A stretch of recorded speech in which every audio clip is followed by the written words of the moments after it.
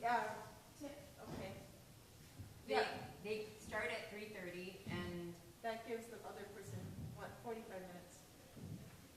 he starts at 4, right? Who starts at 4? No, that's why you just said it starts at 3:30, but, look here. 2:45 to, 3:30, it's the Memorial Chapel. okay, so It's not this. right. No, we're not having a chapel. Right, they're in place of the chapel. Right, so they are studying at 3:30. Okay, Yes. Tim for some reason has 4. Here's what I set up last week when we talked, so we, No, Yeah, that's because it's we weren't probably gonna CJ's broadcast or the the chapel. right, And so now we've had a schedule change. sure. And this is even different, this happened last night. Oh, no, I That's why think you we don't are have gonna be Oh, using it. okay, This okay, has to be that's have- all right. I So don't we're think gonna they know broadcast that. at 3, well, you don't have to, if you want to at You 3:30 tell me from what here. you want, but right now it's set up to broadcast at, starting at 1:40 for the first paper, 2:45 for the second paper, and then there was an afternoon session Yes. after the memorial service. Yes. So is that going away? No, that's still there. The memorial service is what got deleted. Okay, So there's gonna be a free university or a paper, whatever you wanna call it. And that's gonna start at 3:30. okay, but that, 3:45, so That- let's that start it at, afternoon so is- let's start it after that.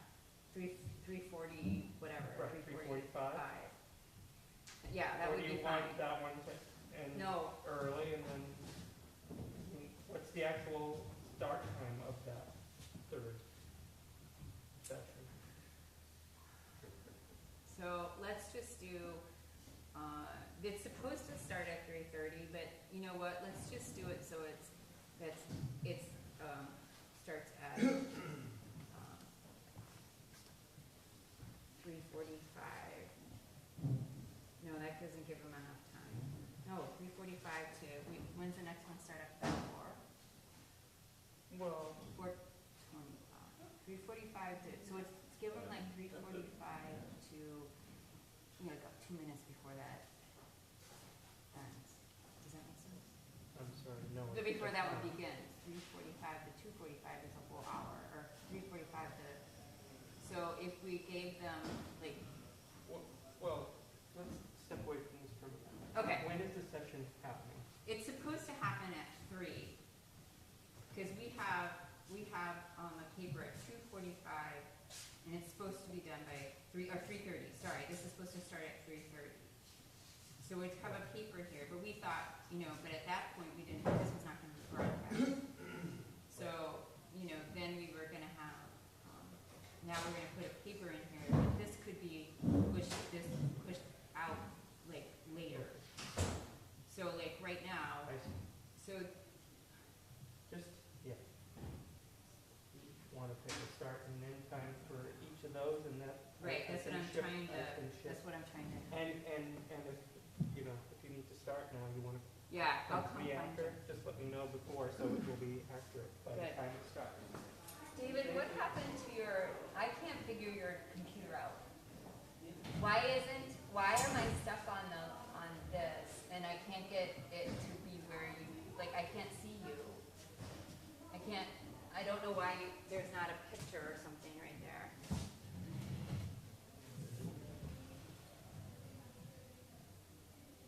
What I really care about is your mic, and I can't find your mic. I think they switched, they're using this mic. Okay, so, So what do you want me to do now? well, go away, I'll figure it out. It's not easy to mute you. I want to be able to mute you, but I don't see you. You're not there. It should show up as me.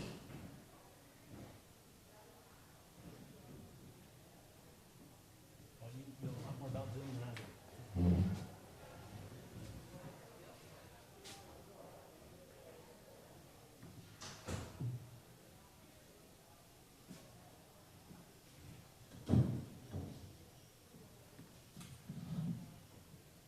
I don't even see how to mute this mic. But this is the mic that's connected to this mic. Understand. Can you go get the tech people back? I don't understand why it's doing it. I might have to sign you back in. Yeah, Sasha or Hojo will know what I need. Sasha's better off doing this, but either one.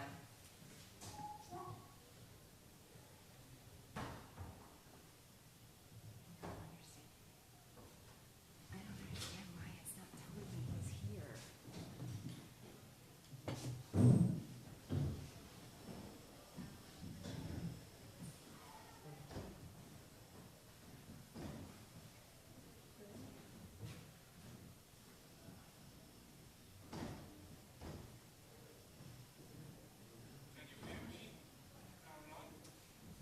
I can hear you. Yeah, actually, you're not being broadcast right. This might be an issue. Just hang on a second. We're gonna get some tech people back here. It might be a problem. I think I need to do this.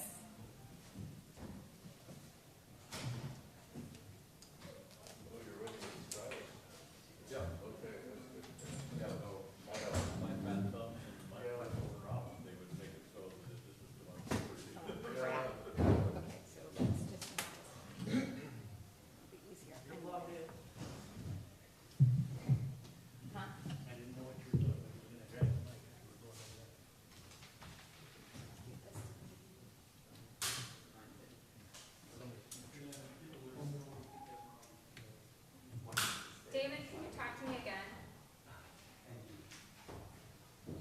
David, can you hear me? Yeah.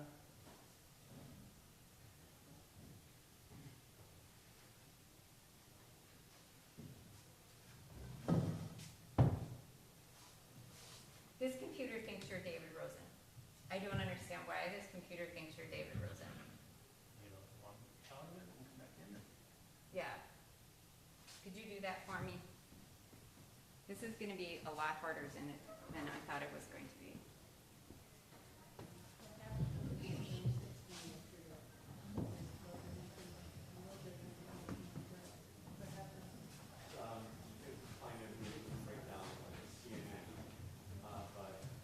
Sasha, we have a problem. One, Okay. David Rosen isn't coming through the speakers. Two, my David, who's running this computer, is not logged on as himself. He's logged on as David Rosen. I don't understand that. I can't mute him. So I have to be able to mute this mic, and I have to be able to mute this mic, or we'll have feedback. So this mic I could not mute. This mic I could mute, and I don't get it. So I don't know how to do this. You might be able to mute it from the microphone like that. Now it's muted. Just to turn it off and turn it on? Yeah, so when it's red, it's muted. Is that what you mean? Well, okay. Just flip it around so people can see it. Otherwise, the people on the table can't. Or do you mean muting it from Zoom? I was going to mute it through Zoom. See, you're signing in as David. David Rosen's there. Okay, so are you there?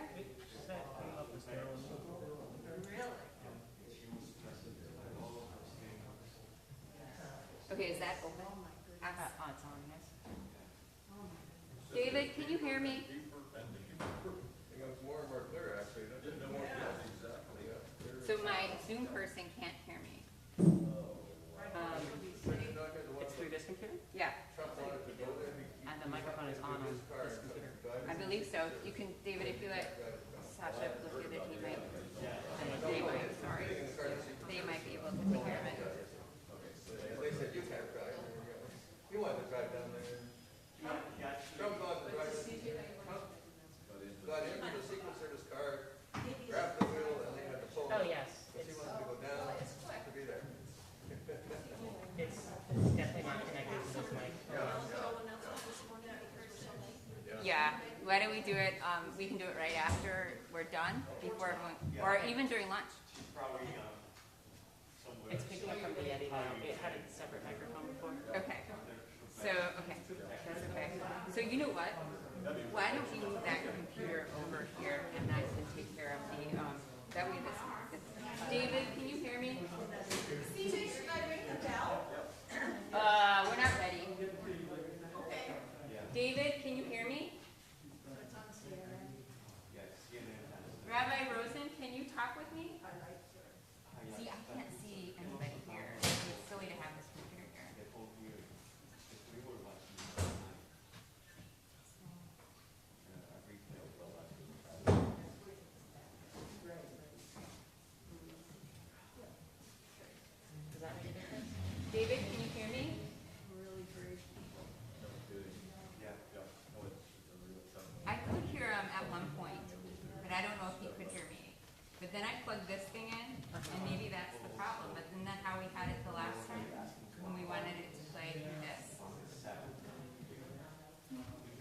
or do I have to plug it back into that computer? Try now. Okay, so David, can you hear me? Okay, let's go back to putting this back in here. And let's just turn this off. Let's put this back in here.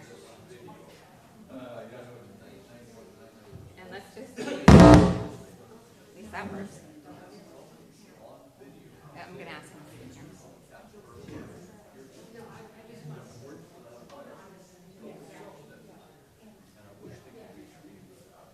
David, can you hear me?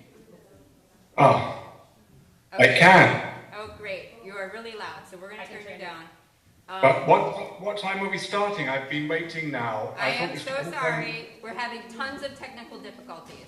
Okay, so it's not my fault. No, not at all. Thank you for being here. I need David, I need your camera on, and Amy, I need your camera on, please. Amy, can you hear me? I can't put my camera on because it says the host has stopped it. So Okay, if you are... I didn't do that, but let me go fix it. I can get it the other. Thank you. Actually, I'm a co-host on this computer, so I should be able to fix it from this computer. I have to figure out how to do it. Do you know how to do this really fast? Put their so tell them they can put their cameras on.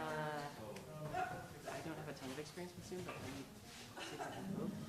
Okay. So it has something that says I have to. I didn't want to. The way I did it before is I made someone else a co-host. There's a way you should be able to turn their cameras on. What if you do the more over there?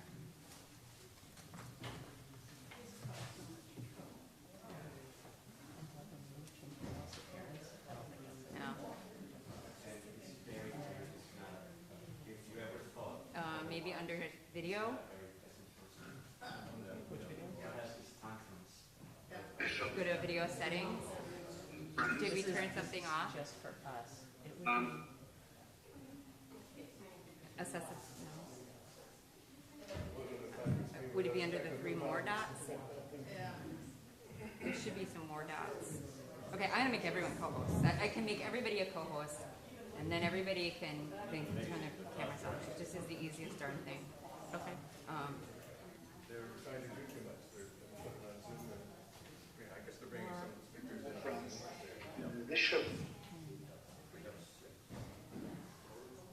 Why is it doing this? I'm only counting 5. 1, 2, 3. No, oh, this one, okay. Okay, yeah. Good. This is what you call different versions of truth. That's one of those. I'll be back. I know, we're not gonna use this, so let's just take this off the table. I don't think we can. So, okay, we'll just take this off the table and give this back to my husband. And I have to come over here where the Zoom actually is, and I'm gonna reset the There's no fire Zoom. practice at 1, it is at 4:30. And when we agreed on fire practice, it's at 4:30, there were those two, but today they just moved it to 4:30. So what, we're going to fire practice? Got it. Did you do it? Yep. Thank you. It's like 3 dots in the corner and then allow participants to start video. Perfect. Okay. Great. So, thank you. So.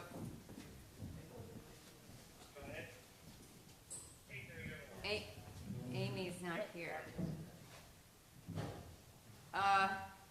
Jennifer, are you in here?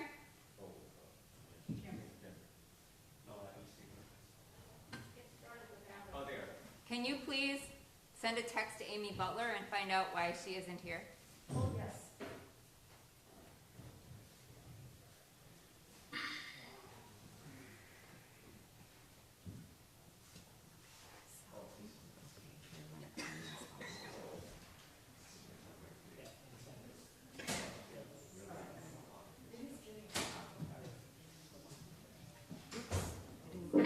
Oh, he turned this thing off. How do I get that off? How do I get that off? Without the chat.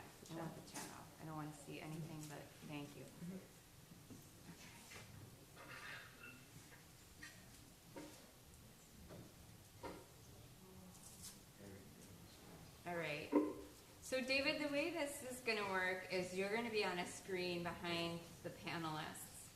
And we're gonna hope that you can hear them. If you can't, you'll be able to hear Anandita when she asks a question. We were trying to set a mic up so you could hear the panelists also, but Zoom is not allowing us to do that. I don't know what's going on or why it's not letting me do this switch between computers like I normally would have thought it would do, but it's not. So I'm not sure why. So we're going to keep the computer right here, and hopefully if everyone with the speakers, people can hear the answers to the questions. So when Anandita is speaking, you can keep your camera on all the time. But when Anandita is speaking, I'll keep the camera on, and then when she's done speaking, I'll turn her camera off. You'll know then that's what's going to happen. Okay? This is actually getting broadcast through a YouTube. Okay. Okay, can we turn this on? That's good. All right. So just so you kind of know what's going on, and you're not felt like, But if for some reason you really can't hear, let me know, and what we're going to try to do is I'll figure out a way of trying to help you hear or repeat whatever they're saying. Or maybe you could just give me some sort of like bullet points on chat. Oh, that might work. That would be good. We're going to turn off again. We have to get that. So can you speak a little bit? Just say anything. Yes, I can, but especially as I want to ask, will our time frame now be changed? Because I'm sort of rather trying to juggle a number of different commitments all at the same time. We actually have 2 slots, or we have 2, so the way this is set up is that we were supposed to have started already, and I'm really sorry we haven't. And then we take a bit of a break. Will we take a break as scheduled, or will it change? No, we're going to take the break as scheduled, and then we'll come back, and the afternoon session won't be as confusing. Right. So there's a break of an hour, is there, or half an hour? Half an hour. Yeah. Half an hour. She's here, but she can see you, but you want to... She's here, but what? I didn't see that she's on. Okay, so you're here? Maybe she's in the waiting room. You are, I don't know where you are. You are, no, did you go through the panelist link that I gave you and sent to you? Yeah, last night. The panelist email I got last night. Okay, I'll try it again. Well, actually, I think I can change you from let me see, go over to attendees. 0, you're showing 0. She logged out. Oh, you logged out. Okay, hang on. Here, hang on. Okay. Oh. Is that her? Yeah, that's her. Okay. Yay, tell her thank you. She got on.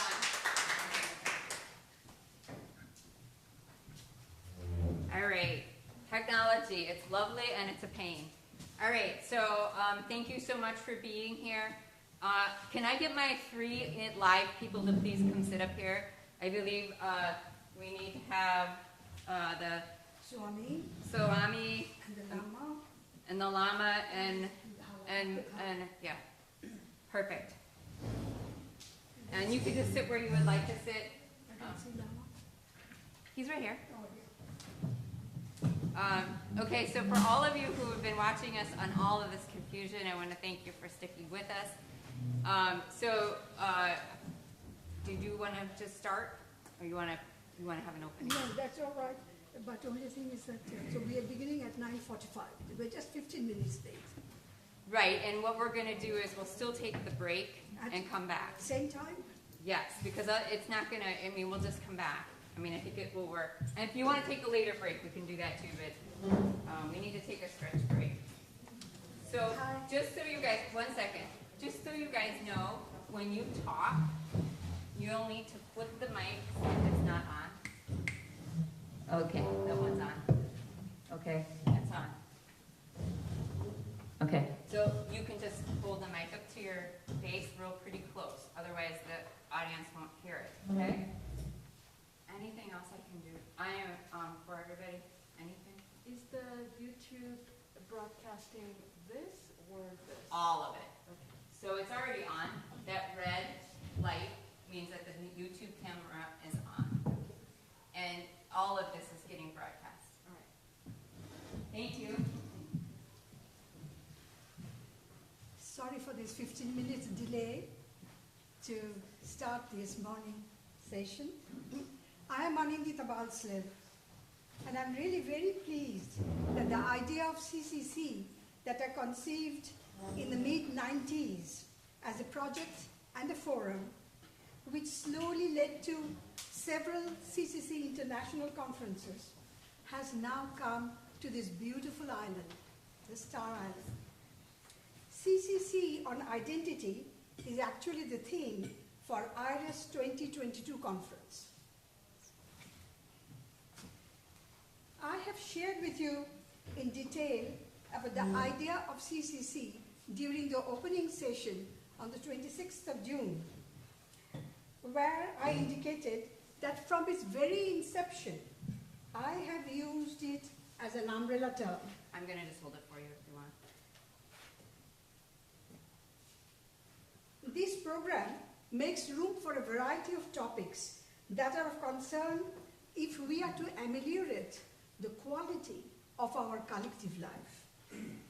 Yesterday, 28th June 2022, during the discussion on my book called Cross-Cultural Conversation, A New Way of Learning, I indicated that the longest chapter in this slender book is entitled Living in a Multi-Religious World in an Age of Science. This morning, 5 eminent panelists are joining us to discuss about issues pertaining to that large theme. These are Rabbi David Rosen, Pastor Amy Butler, Swami Sarvapriyanandaji, Lama Losang Samtent, and Dr. Mujabin Dhala. I'll come to that more later on. Let me now tell you a little bit as a background for all this discussion, why it is necessary to do this. A remarkable feature of the contemporary global scene is the extraordinary mobility, not just mobility of goods and material resources, but of people and ideas across vast geographical distances. People, as they move from one end of the world to another, they carry with them not only their respective regional culinary practices, their art, dance, and music, but also their thought traditions, particularly those from which they often derive their primal identities. These are the sources that provide norms and guidelines to them as they inevitably encounter a series of questions in the face of an inescapable, death-bound existence, their religious traditions. A common sharing of advanced scientific technology has created a novel situation for us, especially so in the urban settings around the globe. One noticeable factor important for today's discussion is that those who earlier were strangers have now become our neighbors. This has led to a widespread awareness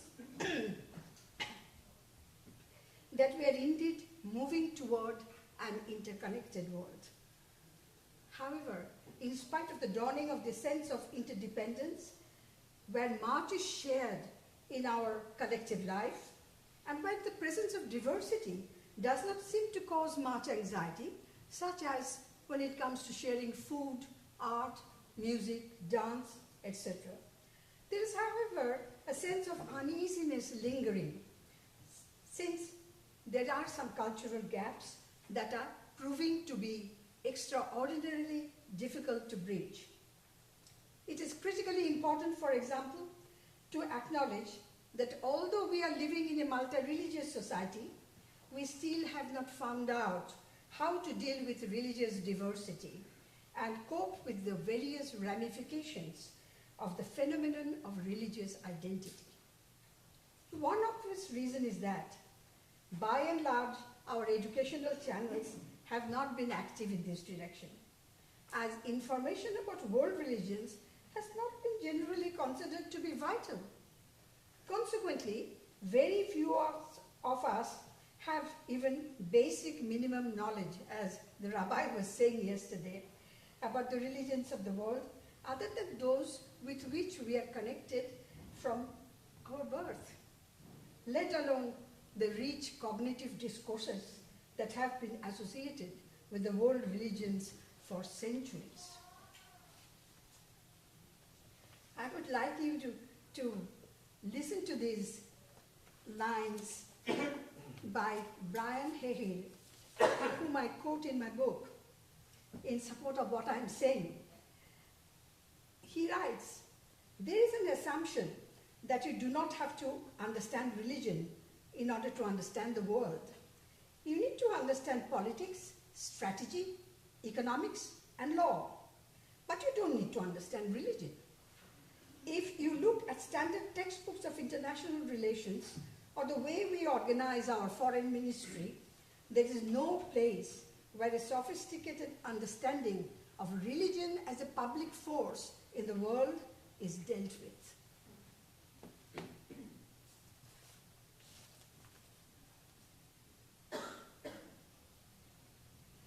I think it is crucially urgent to fill this lacuna in our time, given that religious differences has not only been in the past, but still continues to be subject to manipulation that can be particularly harmful for any multi-religious society.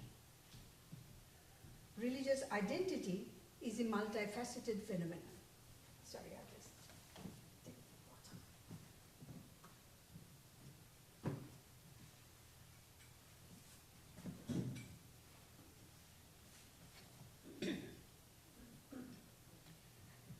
Well, religious identity is a notion of identity which is generally associated with one or another of the religions of the world.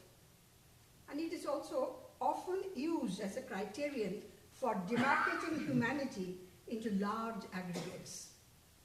Christian world, the Muslim world, etc., etc. This customary practice does yield a group formation whose membership may well be much larger in number than what can be obtained, for example, by using the criterion of nationality. This is of no minor significance in the contemporary global political scene, which is dominated by a nation-state system of governance that makes room for ongoing immigration of people from one part of the globe to another, people who are bearers of different religious identities. It is noteworthy that today, while a nation may declare itself to be multi-religious, a specific world religion may also well claim to be transnational, since multiple nations can and do actually share the same religious identity or one or another of the various denominations that it has. No doubt that these have huge impacts on various levels of exchanges and transactions, social, economic, legal, and political.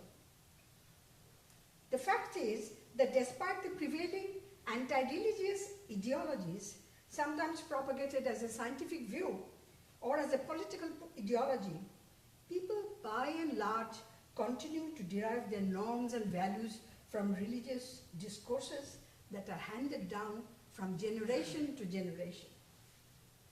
In a recent interview, I heard the president of Religion for Peace Association said that a current survey has shown that 8 out of every 10 persons interviewed claim to have affiliation with one or another of the religions of the world. These are indeed the resources which people turn to when confronted by the challenges pertaining to this worldly as well as otherworldly concerns. which we cannot avoid. These, to begin with, I think are sufficient grounds, and more will come up as we proceed, for considering an open conversation about the multiple dimensions of religious identities to be crucially urgent in our time. It is time to explore wherein lies the differences and the overlaps in the concerns of these traditions.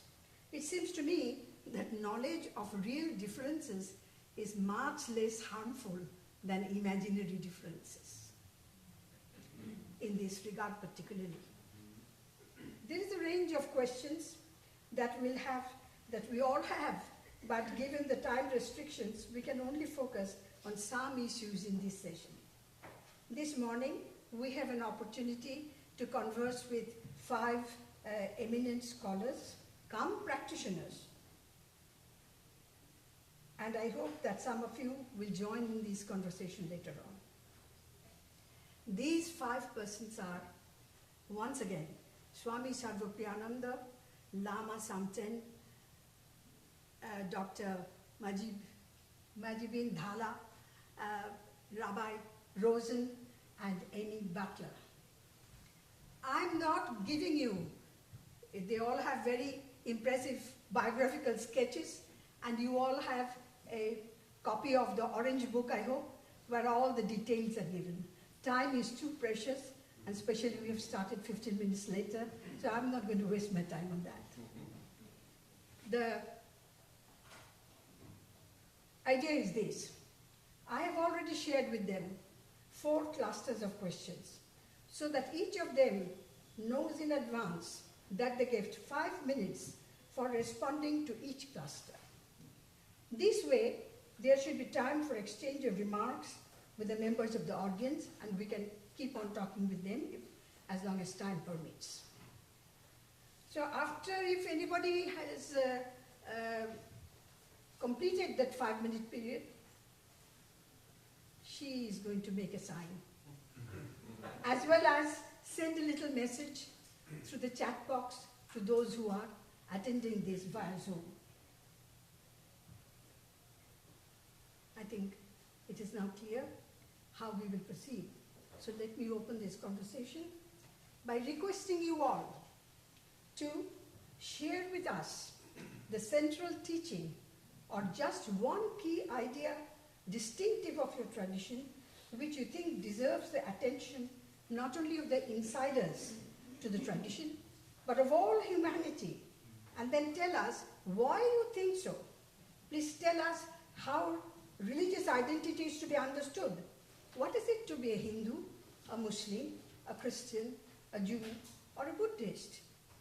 Each panelist is requested to reply only on behalf of his or her tradition, and not for others, unless I indicate so. So, now it goes to them.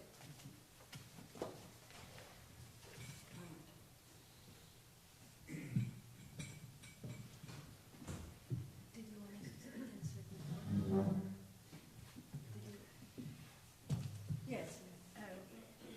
Can I use this microphone? Yeah. You want me to turn it on? I don't know if that's on. No, it is just, I just would like to say that I have not planned anything as to who will start it. If you want, you can indicate who wants to go, or if you want me to say that, I will also do that. Are you all ready? Should I do it, or you will volunteer? Okay, start with David Rosen. Can the panelists remove their masks while they're talking? Please. Thank Thank you. you. Thank you. David. I was actually hoping that you would ask someone else, but if you ask me, I'm very honored to do so. So, if I understood it, you mentioned 2 questions, and I assume now I'm just addressing the first one. The central teaching you want from my particular tradition, one which I believe to be particularly important and insightful, which is itself, of course, very challenging, because naturally, when one's rooted within a tradition, one believes that almost everything within it is insightful and important.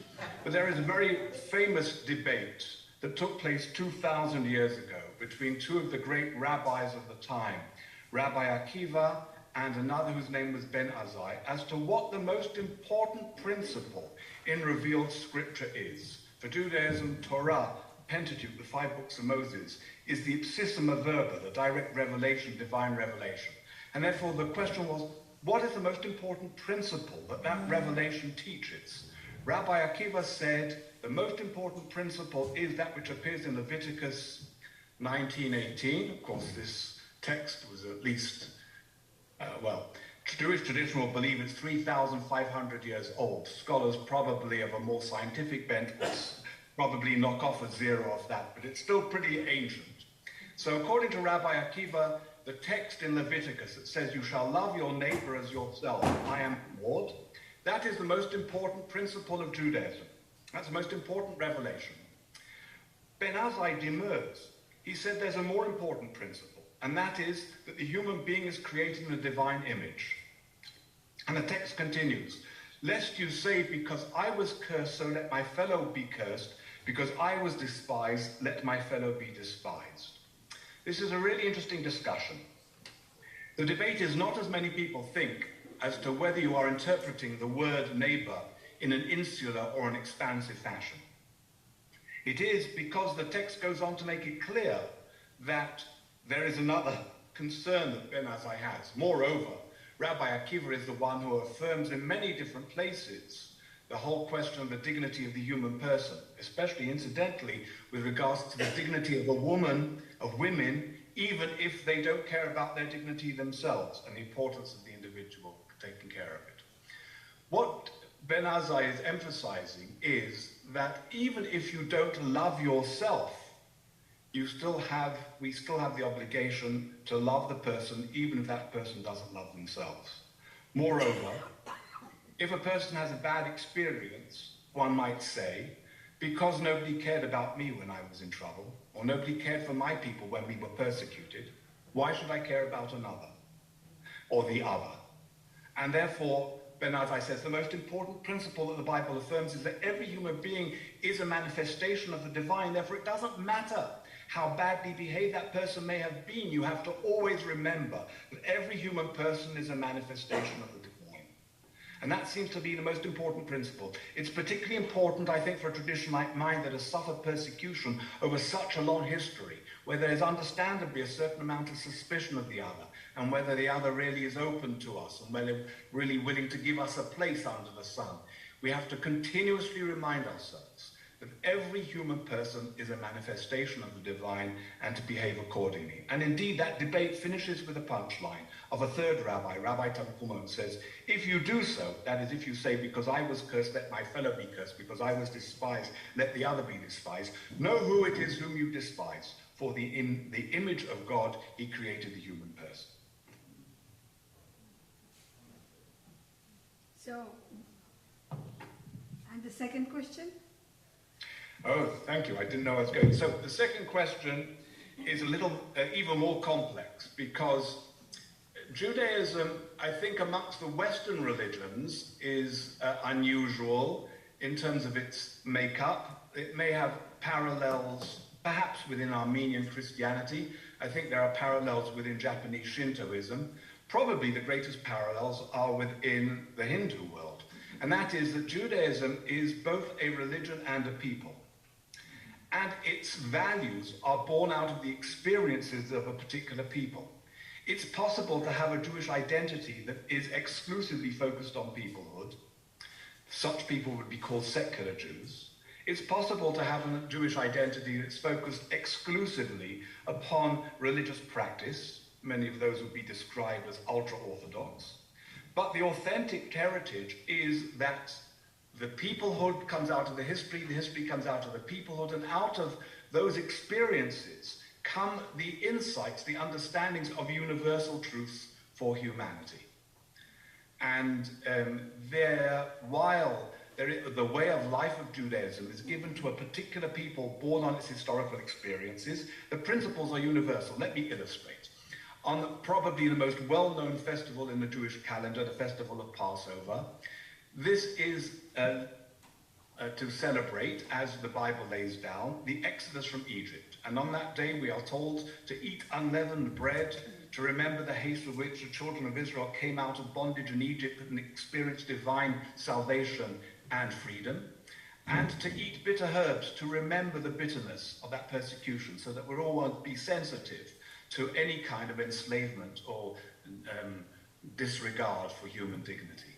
Now, these ideas of human freedom are universal. The idea that we should always be sensitive to anybody whose freedom is in any way constrained, restricted, or denied is a universal message for all humanity. But it would be what we would call today cultural imperialism to demand of, I don't know, an Alaskan Eskimo that they have to eat unleavened bread and have bitter herbs because somebody else's ancestors came out of Egypt so many thousands of years ago. So there is a particularity that is expressed through its history, but the messages of that heritage are universal, seeking a vision for all humanity. But again, that means, as Dr. Balslev's book advocates, that we do not look forward to a denationalized world or a world in which there are no identities, but a world in which many nations will go up to the mountain of the Lord. The Messianic age is one in which those identities are preserved, but we know how to use those identities in a constructive and in a universal manner that contributes to a blessing for all humanity. Very good. Where has my timekeeper left? We're okay. Oh, We're okay. Abby's taking if time. there is more time, you will tell me, then I'm going to make them use that time. Abby, is there more time?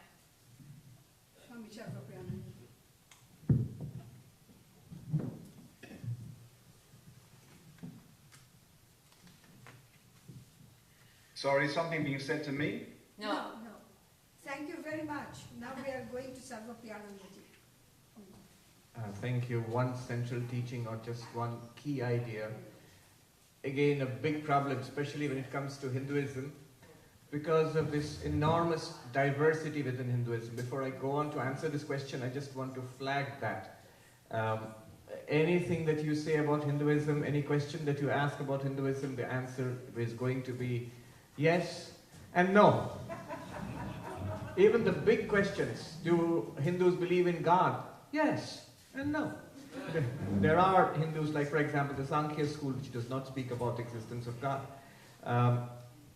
Is God male? Yes and no. There are very strong traditions of God being worshipped as female or beyond gender. So, is the world real? Yes and no. Most Hindu traditions would consider the world and creation to be real, and mine does not.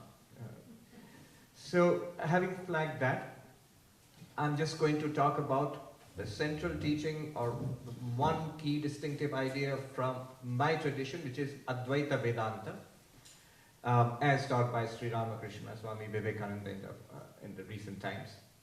So that's pretty easy to do, because the central idea there is Tat Tvam Asi, which means that thou art, you are that. And this is a quote from the Chandogya Upanishad, where it is found 9 times. The teacher, who's the father teaching the son, says that the reality of this universe is that there is an ultimate reality from which this entire universe emanates, and you are that reality. So, how do we understand this? And of course, in the back of my head, I have this whole range of representatives from other Hindu traditions who are dolefully shaking their head and going, no, no, no. So, it's like this. The ultimate reality is conceived of as being infinite being, existence, unlimited awareness or consciousness, and ananda, this is bliss, fulfillment. So, sat, being, chit, consciousness, ananda, bliss. We know that we exist. We know that we are aware. And even if we are not happy, we are definitely seeking some fulfillment or happiness. Now, all that Hinduism, all that Advaita Vedanta wants to say is that this undoubted existence of ours, and undoubted that we are aware, it's an aware existence, a shining existence, and that this undoubted quest for fulfillment It's already a fact that our existence is unlimited. We think it's limited. We think we are born and then we die. We are born and we age and we die. But then birth is of the body. Aging and disease and death are of the body. And we are not the body. We think we are sometimes aware and sometimes not so. For example, we are sleeping and we got up in the morning and we are sleepy, and then we had a cup of coffee and we feel more aware. And sometimes we are unconscious, we are put in a coma, or we go to sleep. But then that awareness increasing and decreasing, that is of the mind. And the mind's awareness is like the moonlight. The light of the sun is constant, but the moonlight waxes and wanes with the phases of the moon. Similarly, the awareness that we experience as our empirical awareness, it keeps changing because of changes in the mind. And fulfillment. We think that we are miserable, small, because of our body-mind identification, and we try to become fulfilled as these limited creatures without much success. But if we would reflect upon our nature as unlimited existence and unlimited awareness, we would realize that we are always fulfilled. And we are trying to trying to look at our face in different kinds of mirrors, and you get better or worse reflections. Similarly, we are this infinite existence, consciousness, bliss, Sat, Chit, Ananda, and trying without much success to reflect ourselves in these limited mirrors of bodies and minds. Yes. Oh, okay. How can religious identity be understood? What is it to be a Hindu? Again, very difficult. You're born a Hindu, just like the rabbi said, it has been ethnic. You're born a Hindu. But then, again, like everything Hindu, you can convert to be a Hindu, especially these days. It's possible. I guess if you self-identify as a Hindu, no Hindu would have much objection. That tells you something about Hinduism also. The name Hindu, for example, is not a name that we would normally apply to ourselves, but then we are all right, okay with it. It's just that the Persians, the story goes, the Persians came to India and the river Indus. They couldn't pronounce the name Sindhu, and that was the river which they had to cross to come into India. So they called it Hindu. And so everybody living on that side of the river was Hindu. And that's a name we are fine with. More technically, it would be Vedic religion, the religion of the Vedas. So one criteria which would distinguish Hindu technically, in an orthodox sense, would be accepting the Vedas as your scripture, as authoritative. Again, problematic, because most Hindus do not read the Vedas, they read only some subsection of the Vedas or some books derived or based upon the Vedas. Okay, I'll leave it at that. Thank you. Lama?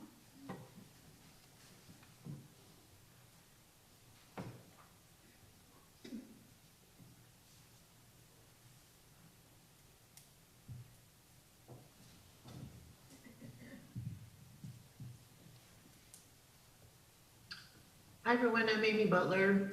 Is it okay for me to go? She can't hear us. Amy, the llama was gonna go, if that's okay, and then maybe after. I can't hear, sorry. Can Okay, you hear sure. me? I know Just you call- guys, unfortunately, the technology, the way we wanted to set up, didn't work the way we wanted it to. So, you're gonna get to see things coming from the chat, okay? Just call on me when you want me to talk. Okay, thanks. Okay. Well, thank you so much. In a way, normally, even though I'm here participating in the name of the Buddhism, Buddhist practitioner, or whatever we call it, but that concept of the thinking, am I a Buddhist, is normally very rarely in my thoughts. I never, I won't say never, but it's just, I'm a part of this humanity. And the label of the Buddhism, which is not that often in my head, that's a fact. But according to your question you sent, The first, I think, is Gautama Buddha. When, after he became enlightened, which we call it, but what his teaching stands, even today, since then, but most importantly, is the interdependence. Such a great gift. That's what I've been hearing past 2 days about here in the conference. Yesterday, quite often, you have been using that word, interdependence. Very gifted. Very gifted. Unique teaching. And that interdependence, which Buddha discovered under the tree, and since then in India, and have been numerous Buddhists and non-Buddhists have been discussed and debate, open debate, and very scientific, not the faith, interdependence. That really stands. Along with that, one thing Gautama, his teaching or message stands, don't blame me. You need to investigate yourself. Don't follow me. And the second question is, What is it to be a Buddhist? yes, what may be a Buddhist? The job is be a Buddhist and how to try to be non-Buddhist. That's the job. Become a Buddhist, and his or her job is how to be non-Buddhist. Thank you.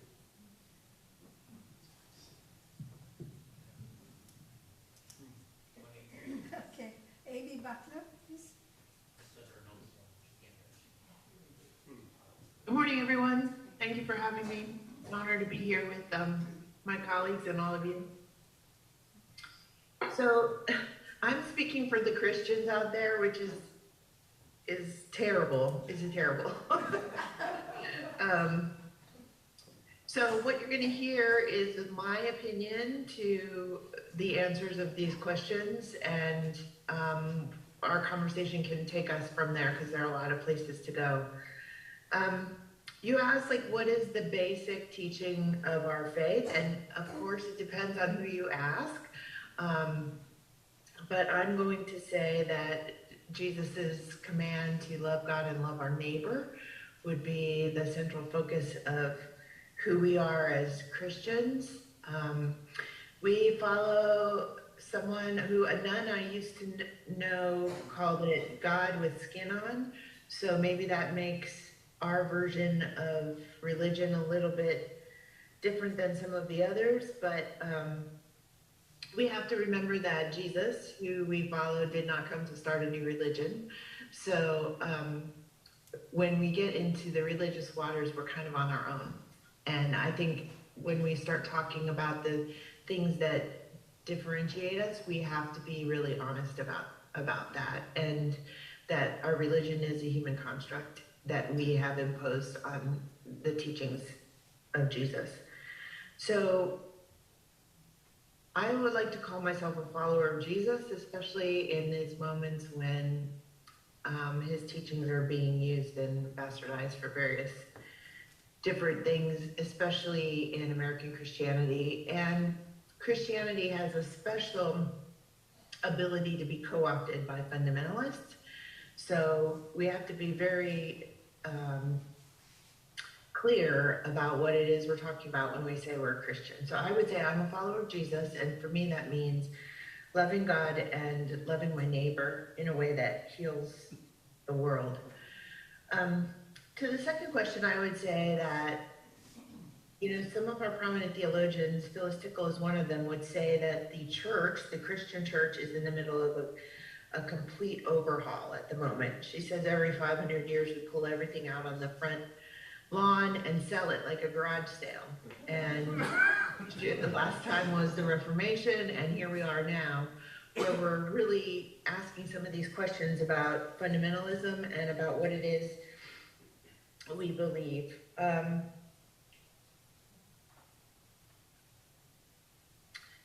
I think really it depends on who you ask when it comes down to the essentials of our beliefs. But I think anyone that eschews the teachings of Jesus would have to say that they're a follower of something else besides his original teachings.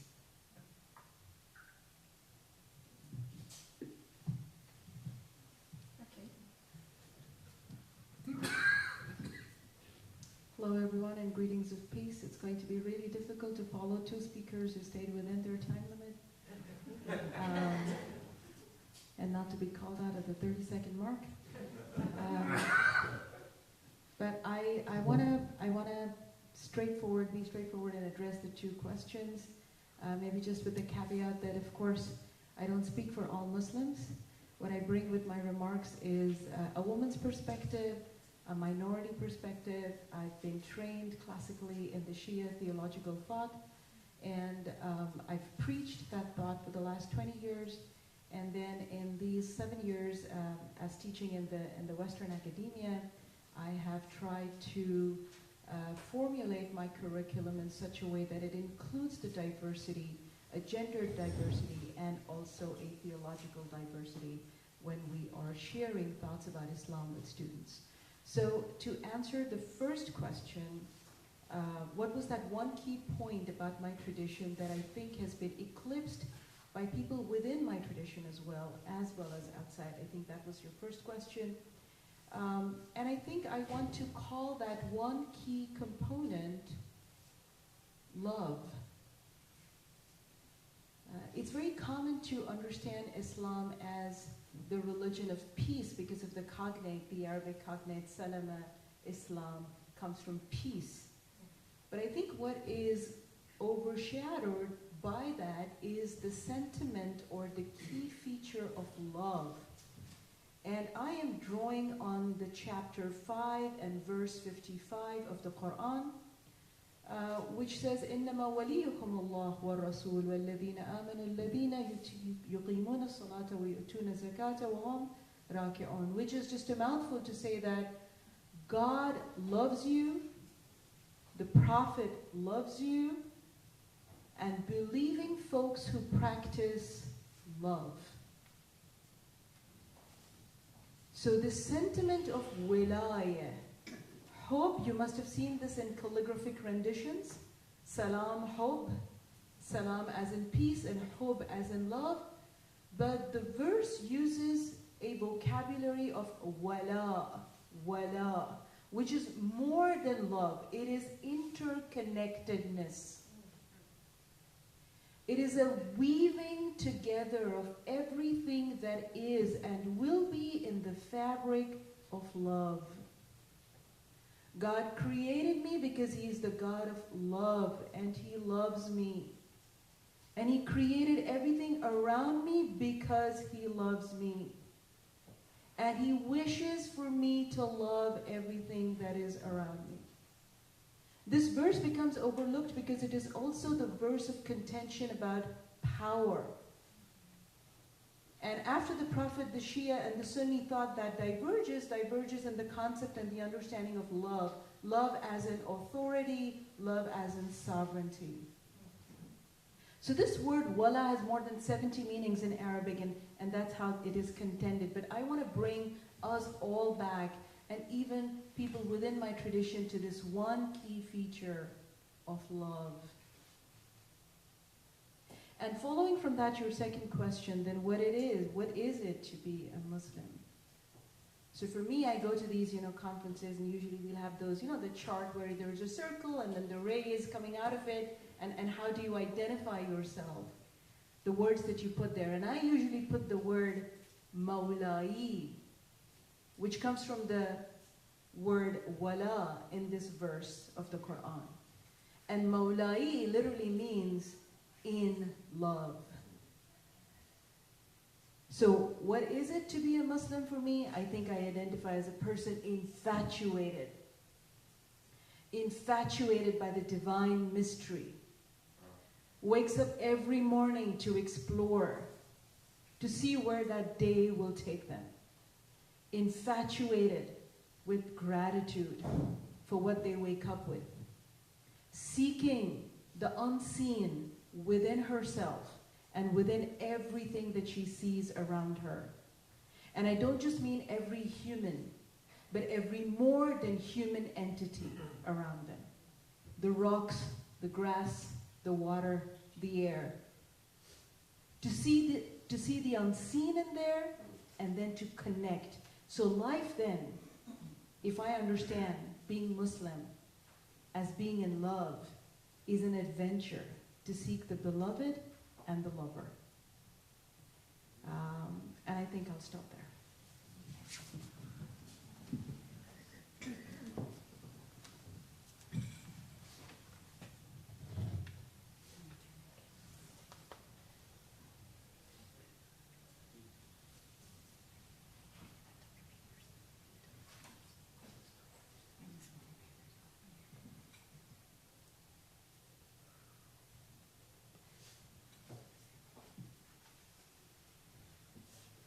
Well, we got to learn a little bit already. The teachings stemming from the religions of the world form a vast pool of cultural resource, and our ignorance in this regard is not to be seen as a matter of indifference, but as something that is driving us to our peril, since not only historical records, but a series of current events show how a stringent employment of the we and they categories come into play in the name of religious differences. There are many who hold the view that not only now, but throughout history, most cases of fanaticism, dogmatism, fundamentalism, or even various cases of terrorism are all connected with the religions of the world.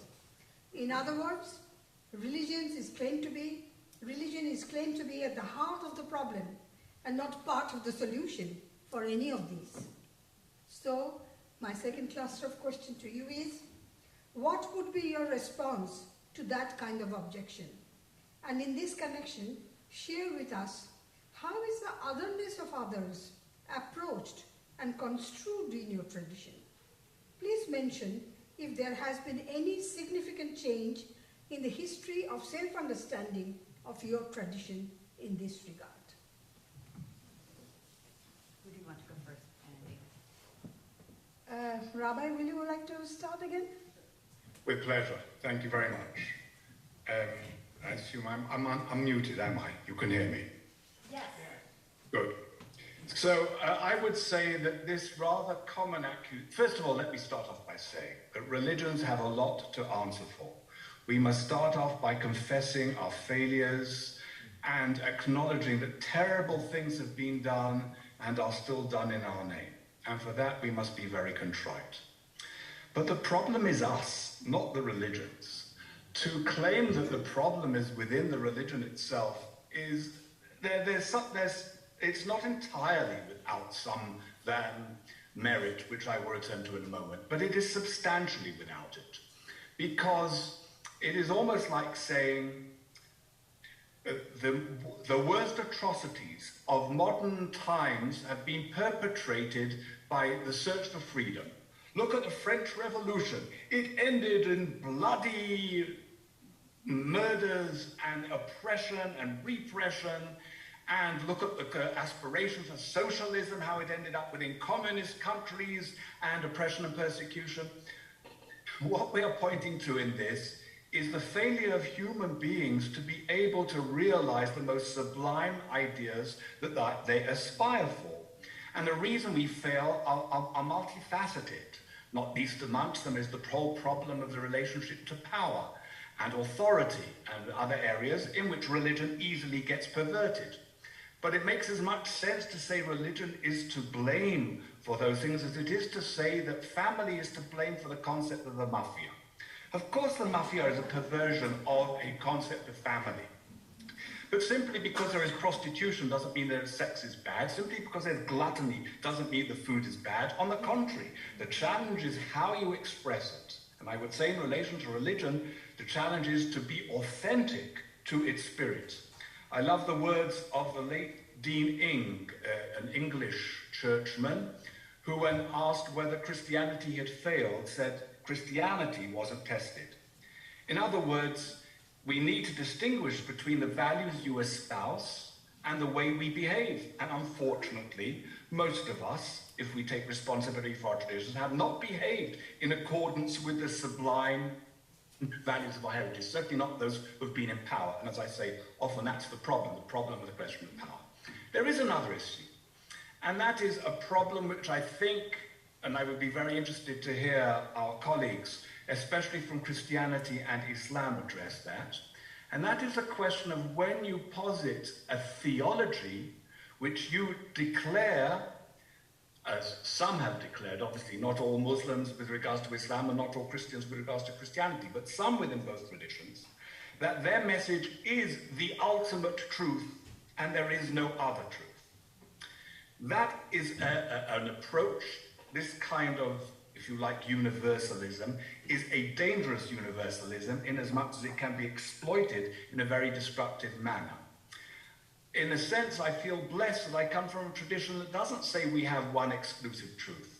We affirm very much, as I indicated at the beginning, that we have a truth that comes out of our own particular history and experience, but other people have other historical experience, other cultural experiences. Truth, the divine, can be experienced in multifaceted ways.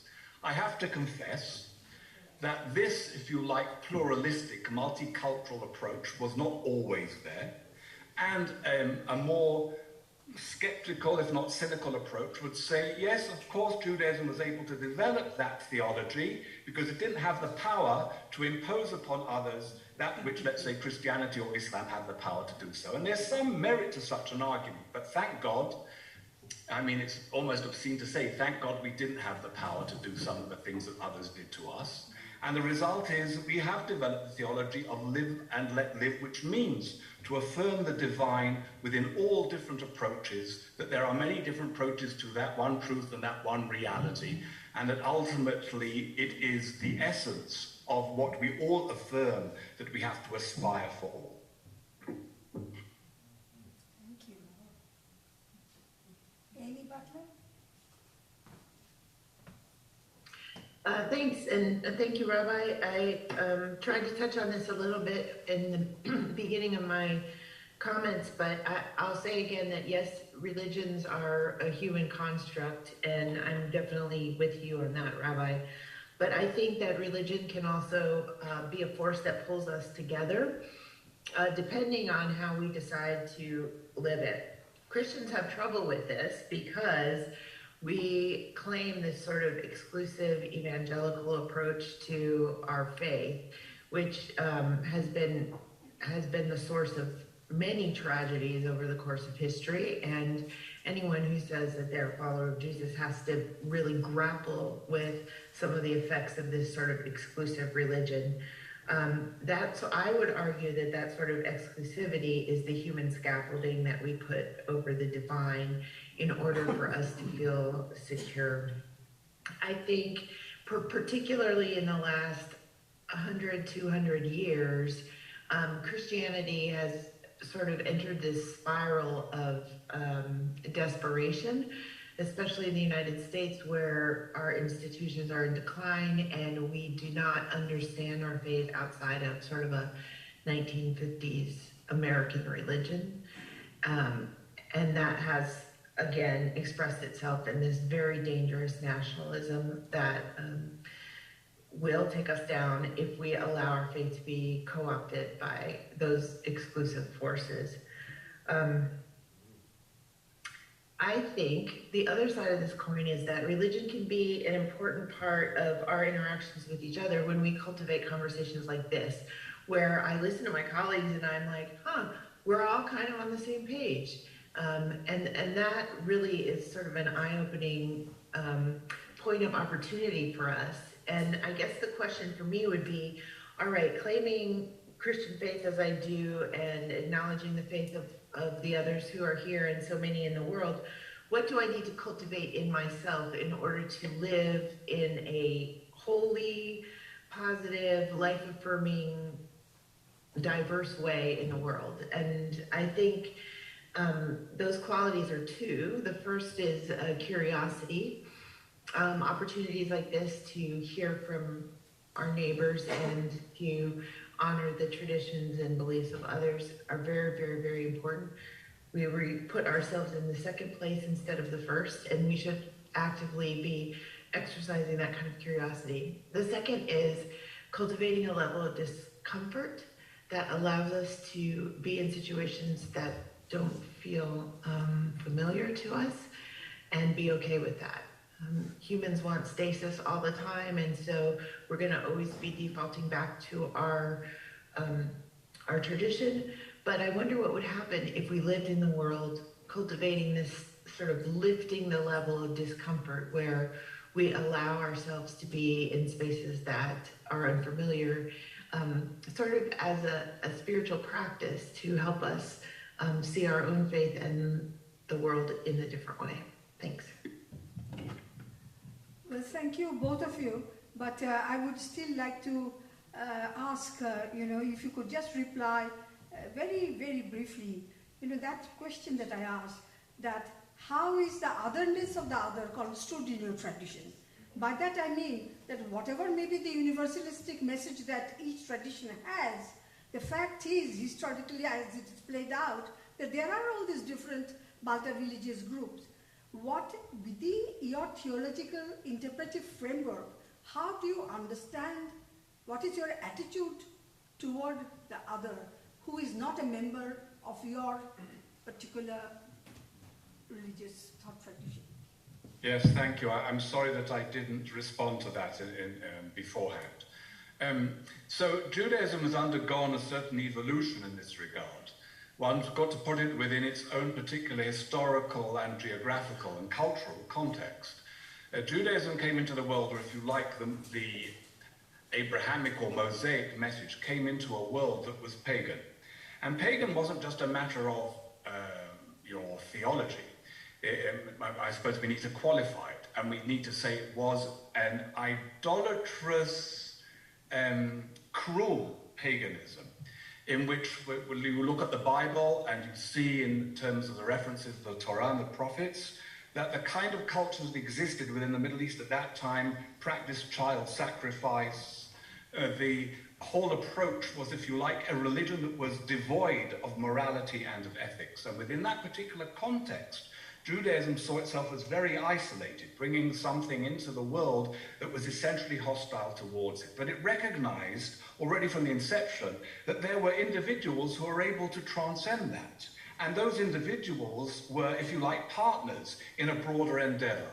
So Judaism has, being a legal tradition, and therefore having its jurisprudential structure, has these categories of how it relates to people who are not part of the community, but are leading a good and moral life. And it uses terms like Noahides, or the righteous of the Gentiles.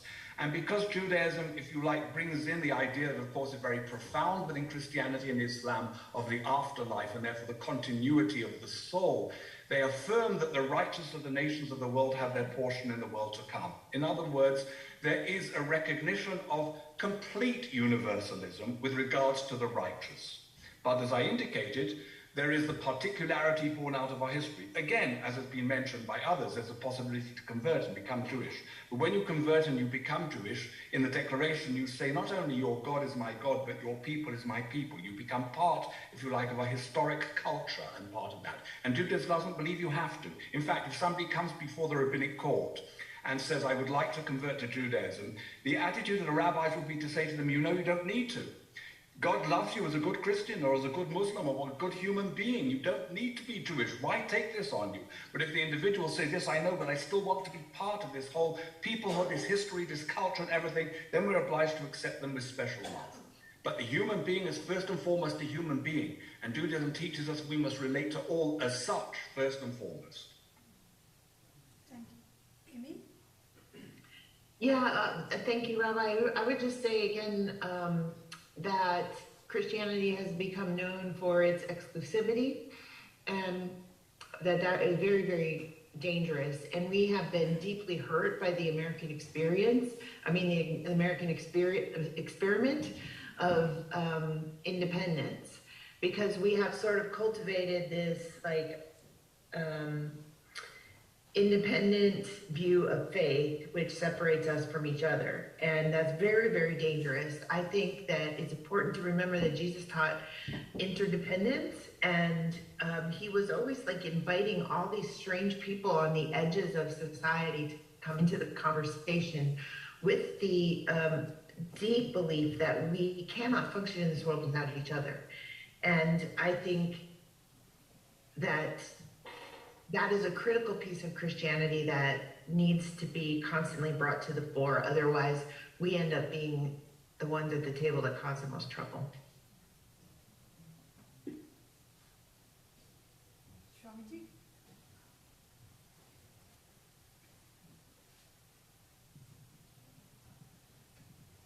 So how is otherness construed in Hinduism?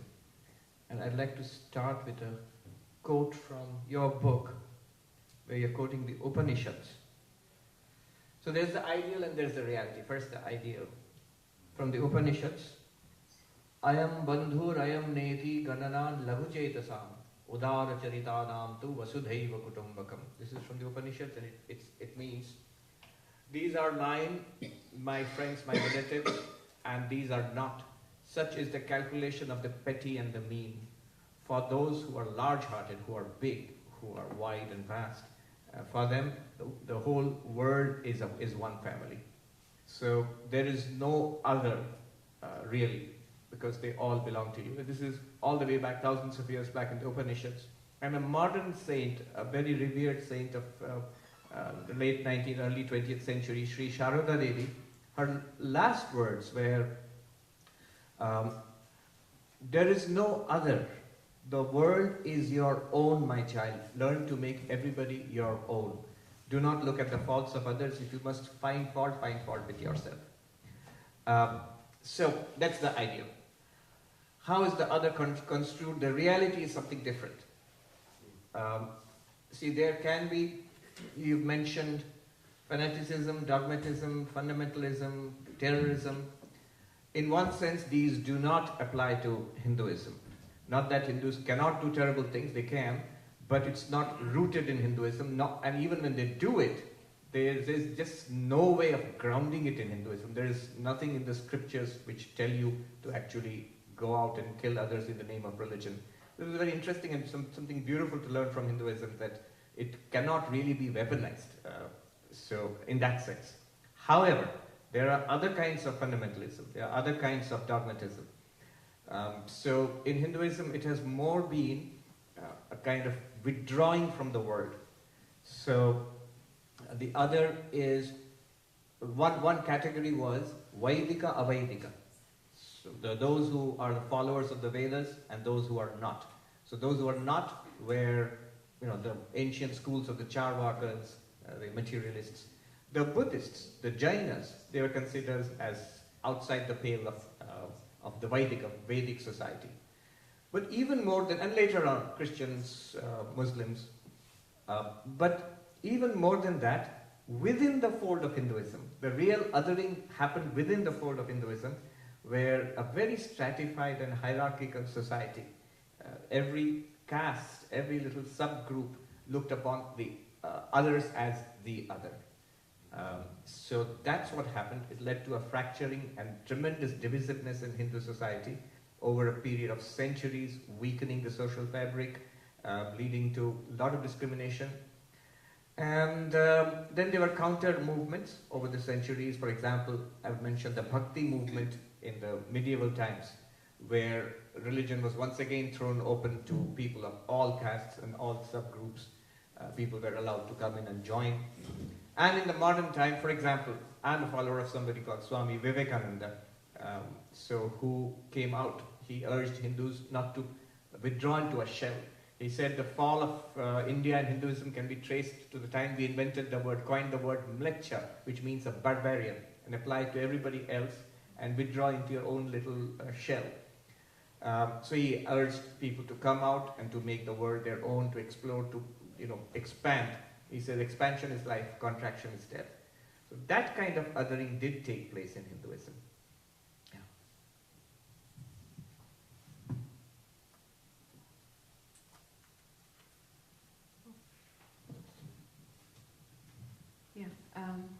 I just want to thank all the panelists. This is getting more intense now. We're on the second cluster, and I'm really enjoying this.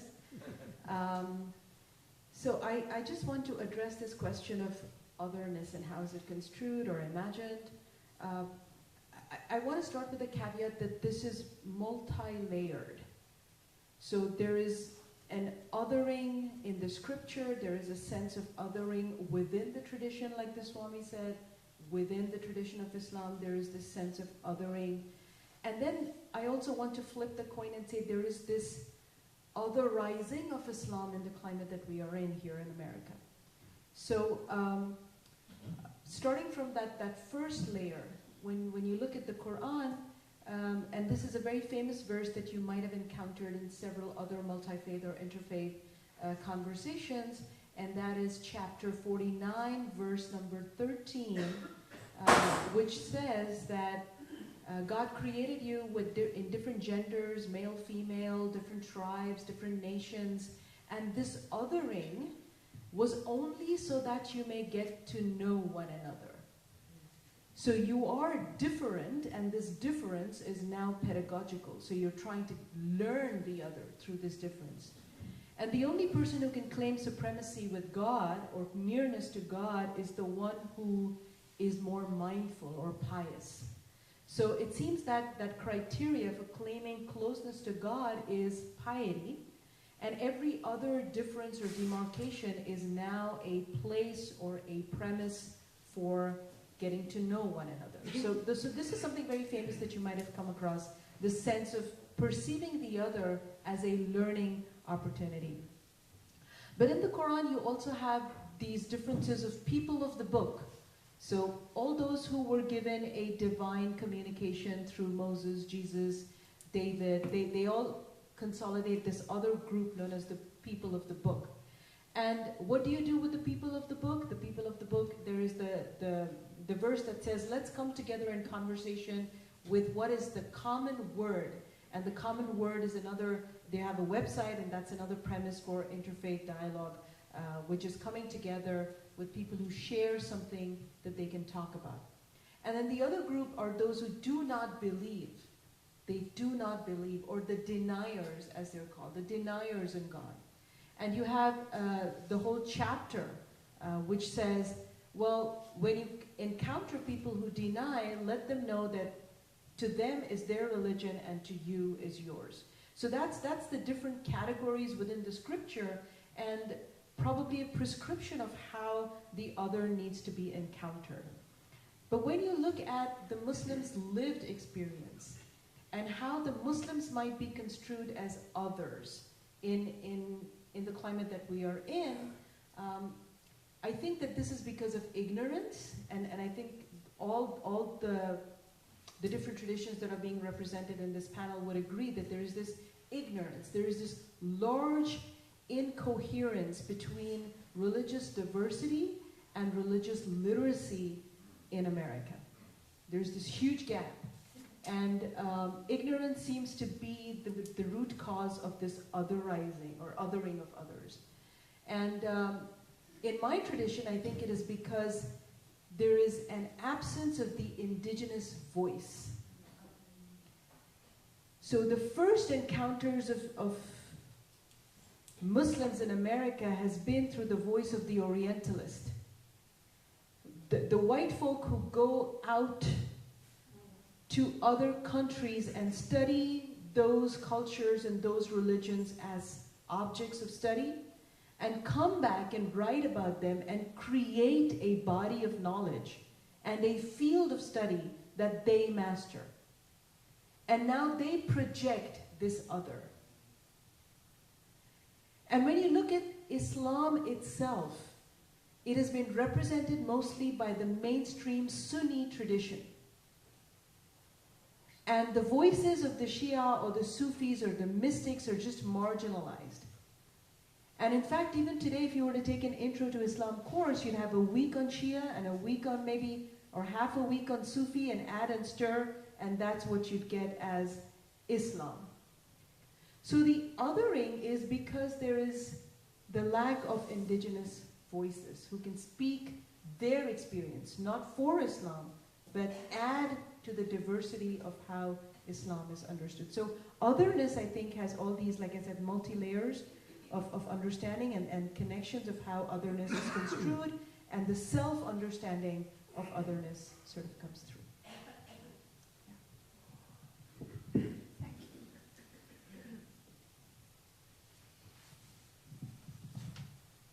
Well, thank you so much. But I will answer your question that in a way I'm speaking more of Buddhism and especially Tibetan Buddhism, and that's how I grew up, that's how I trained, that's how I've been studying. So that the sense, Tibetan Buddhism, which came from India to Tibet around 7th century. So the Tibetan Buddhist especially came from Nalanda tradition, which highly philosophy and debate. So how I study Tibetan Buddhism, or in a way, Buddhist, even though a person entered to the monastery mainly for study of Buddhism, but before touching the Buddhist philosophy in ancient time, and still is, have to study about other religion too. So back then, before 1959, there's not much interact with the Judaism and Christianity. There are a few number of Christian brothers who came 15th century, and later on they become a Buddhist. So there's no much chance to study Tibetan or study about Christianity and Judaism. But yet also there are study about purely, detailedly about the Hindu tradition and also Islamic tradition too. That's the background. So that is to me, is such an important tradition. Before you touching your belief, you have to study for the other beliefs too. And that way you can have a competitive, and that's how we train. And then another related to the subject is generally the name of the religion. To me personally is mixed feelings. So I like that when 1960s and 70s, when you know the what do you call it, those famous for Beatles, what? Beatles. The Beatles song we all are singing. To me, that's a wonderful song. And religion is one of the songs, if I believe, if I truly know, religion is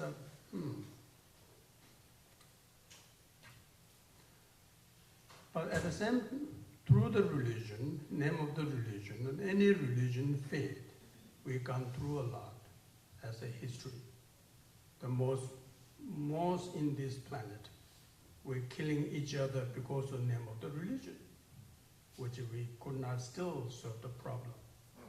But yet, me as a Lobsang, as a Tibetan Buddhist, who do not believe after die going to the heaven, due to my karma for this life. But however,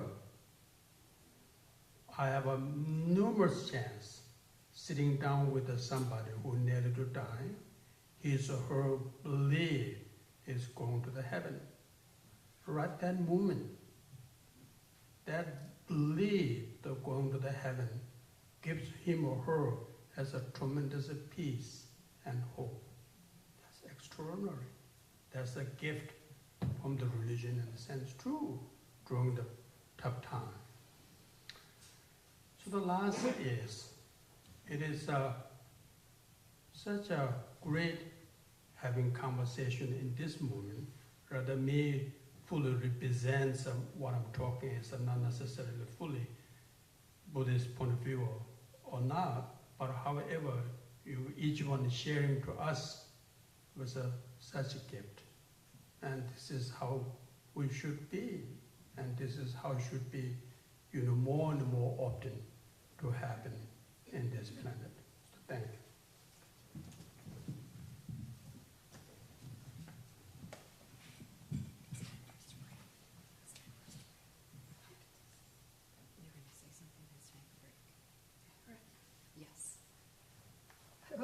Okay, everybody, it's time for us to take our coffee break. I believe it's right about 11 o'clock, correct? Yeah, so let's all get a cup of coffee, use the restrooms, do what you need to do, and we'll meet back here to start again at 11:30. Amy and and David, could you come back at least like a little 5 or 10 minutes early just to make sure the technology is working? CJ, could we aim? Do you think we could all aim for 11:20? Yes. Yeah. Because we all will miss some, so let's do 11:20. Let's come Okay, back. so 11:20. All right, thank you so much. Sorry, Anna and Dina. I just want to make sure that everyone gets a chance to stretch. As long as one is 2.5 hours. It'll be there.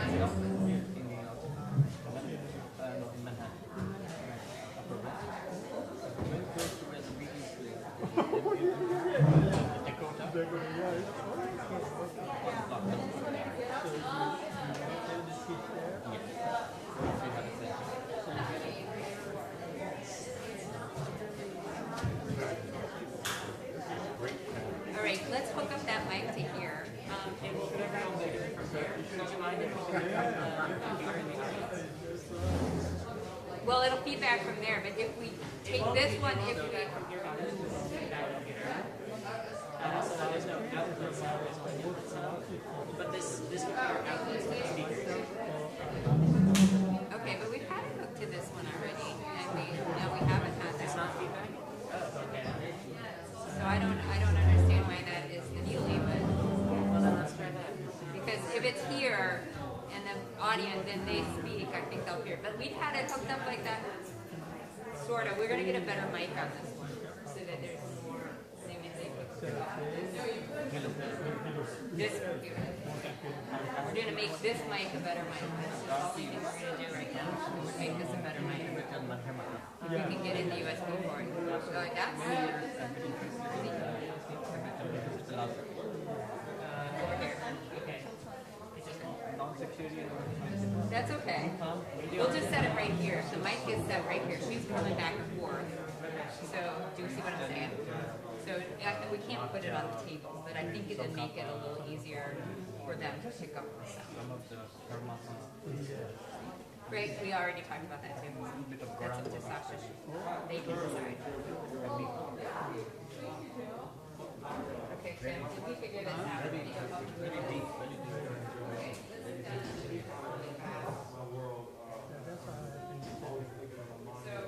Okay, so the memorial service will start at 3:30. Okay, so this is supposed to be done 2:45 to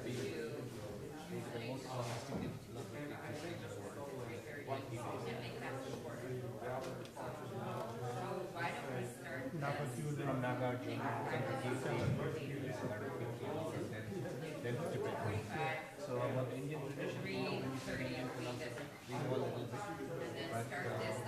Tibetan tradition, people this is going to be 3:30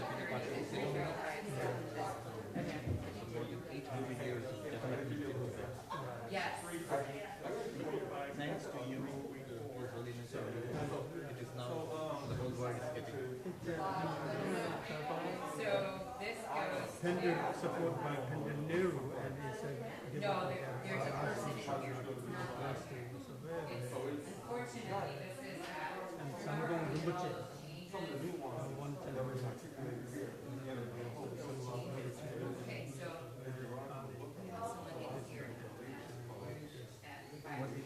Esther.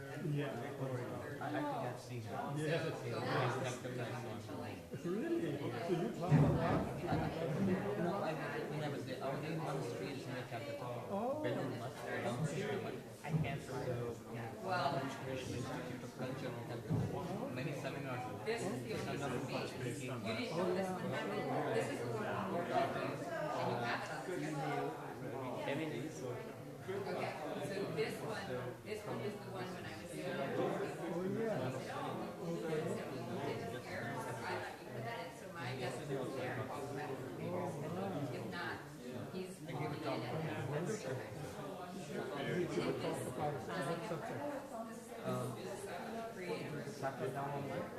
So they wanted representatives from different regions and I represented. So let's start it at, this is So make sure I have a 3:30. Email. That would go to Must be there in the origin. and then like you said, origin way is there, right? 3:31. I think so, it must be there. Start the section. make sure we have an At 4:20 now, right? We have a minute buffer. But I'm enjoying all of this. And that's like the session we need after the end. That's the only one we need to end, and then there should be already in there a 4:38 to 5. He said he won't take that long, but let's give him that. Oh, it is all in the orange book. orange book? Yes. Yeah, The okay. joy. Everything is in the orange book. All right, right.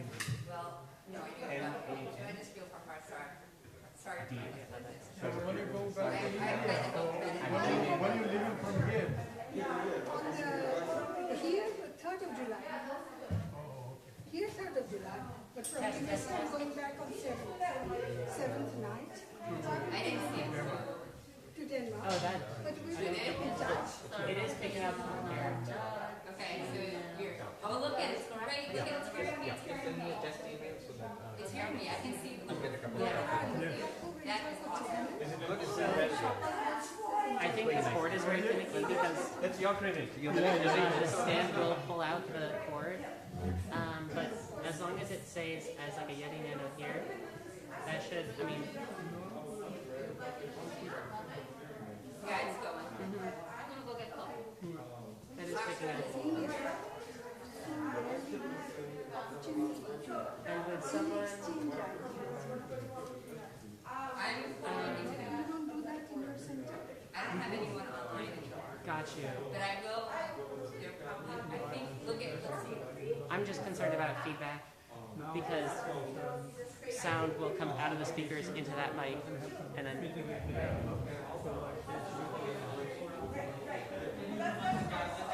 Amy or David, are you online still? Are you on the Zoom call where you can just say something to me? I am here. Oh, you sound lovely. Now, can you hear me? Yeah. Okay, now I'm gonna go in a different place to see if it's louder. We put in a different microphone, so just give me a second, okay? they said it wasn't in feedback. Amy, is it easier for you to, can you hear me from over here? Oh, I can barely hear you now. Oh, great, we put in a different microphone. So just to pick up the noise better, okay? How that sounds good? So much better. Oh, great. So now you'll be able to hear the panel better, okay? We're coming back. Great. Thank you so much for being here. And 10 minutes, they want to start 10 minutes early. Great. Okay, thanks. Go get a coffee. Okay. Absolutely. Glad it's working.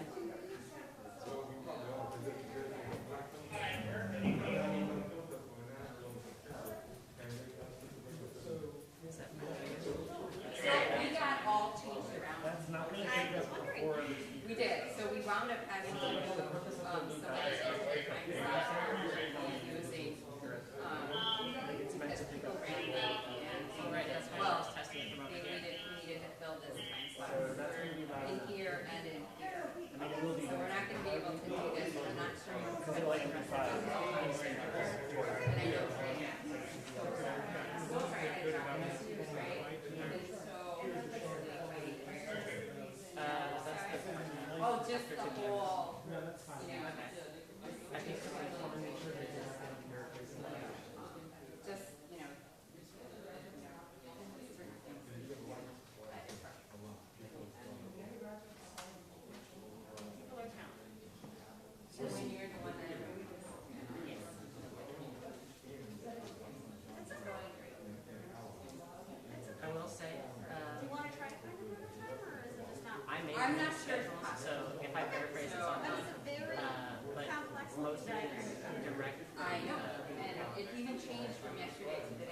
aren't even listed in there. So this is, it No, shows that. because the spreadsheet changed because I don't know.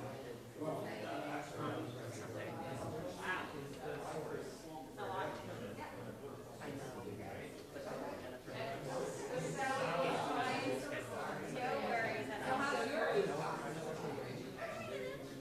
Lots of activity on all kinds of levels, but I love your stars. I keep getting some of my stars. Yes. That's our goal. Yes. I had like 4 today. And then I was like,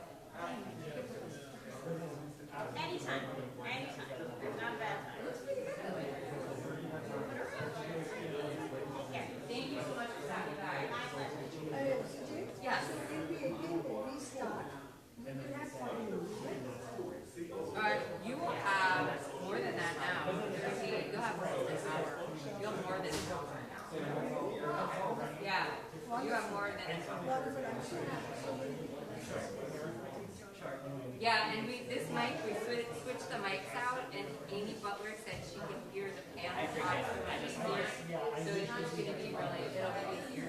This is, so there's a difference. There's room mics, which is the room there. The white mics, which the YouTube hears. No, we are. Because the white mics give room out. But the Zoom people have to hear this mic. So we have 3 different mic systems. That's fair. But don't worry, it is getting recorded. It's also hard because I feel like No, I was just going to get that. So, okay. So we need to announce, changes, yeah, the tests, And we need to tell them this. okay, so you want to do all that? So Sally's is social access group. Right, yes. And then Ted's is open situation. Yeah, I don't write it down. So you want to do that right now? My brain feels like much. I know.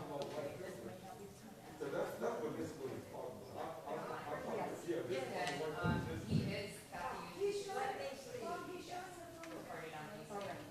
he's going to program the issue in right now.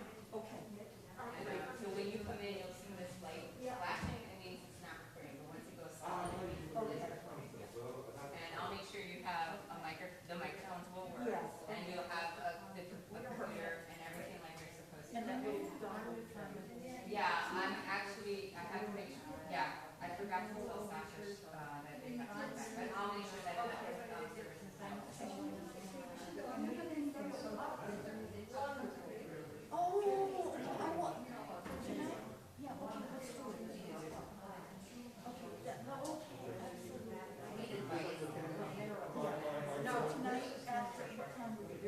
Well, I actually kind of like, because I feel like I need to go, I feel like I need to go to okay. It's like, okay, I go to Captain and I feel like it helps me, let, just helps me to kind of let go.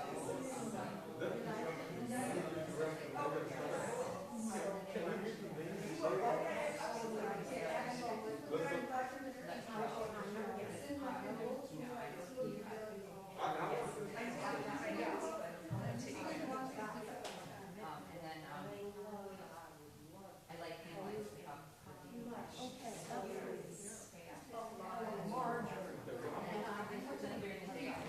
I know you do. Every time I try to go something.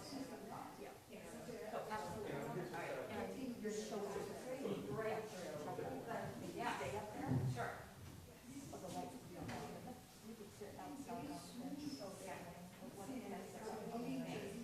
Thank you, Sally. I appreciate you. I appreciate you. So David, at first this might not be broadcasting, so like the head already said, he said it's supposed to just right. I know, so they want to start 2 minutes or 10 minutes ago, we might actually be, and I'll give announcements so that's. One community, one. Because Nancy